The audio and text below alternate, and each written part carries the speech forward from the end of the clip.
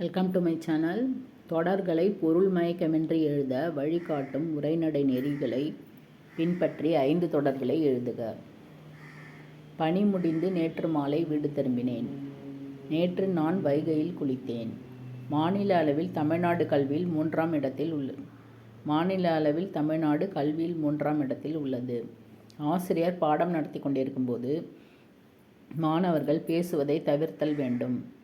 என் அம்மாவின் சமையல் என்றுமே சுவையாய் இருக்கும். இலக்கண தேர்ச்சிக்கொள். பொருள் குழப்பமின்றி எழுதுவதற்குரிய காரணங்களுள் பொருந்துவதை தேர்க. நிறுத்தற்குறிகளை உரிய இடங்களில் இட்டு எழுதுதல். வல்லினம் மிகும் மிகா தொடர்களின் பொருளறிந்து பொருத்துக.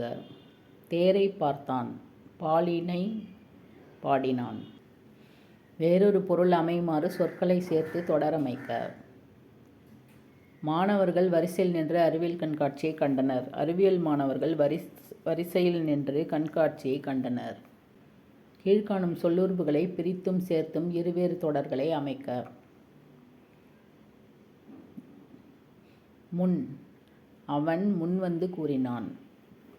அவன் முன் வந்து கூறினான். தானே. அவன்தானே செய்தான். அவன் தானே செய்தான். கொண்டு. கத்தி கொண்டு வந்தான். கத்தி கொண்டு வந்தான். விட்டான். அண்ணன் அடித்து விட்டான். அண்ணன் அடித்து விட்டான். அண்ணன் அடித்து விட்டான்.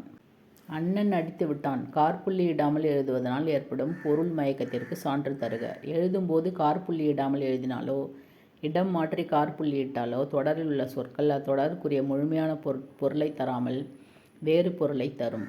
சான்று: அவன் அக்கா வீட்டிற்கு சென்றான். அவள் அக்காள் வீட்டிற்கு சென்றான். சலசல, வந்து வந்து, கலகல, விம்மி விம்மி இவற்றில் இரட்டை கிளவி தொடர்களை எழுதி அவற்றை எழுதும் முறையை கூறுக. இரட்டை கிளவி தொடர்கள்: சல சல, கல கல. இரட்டை கிளவி சொற்களை சேர்த்து எழுத வேண்டும். நீர் சலசலவென ஓடியது. தவறு. தனித்தனியாக சலசலன்னு போட்டிருந்தா அது தவறு.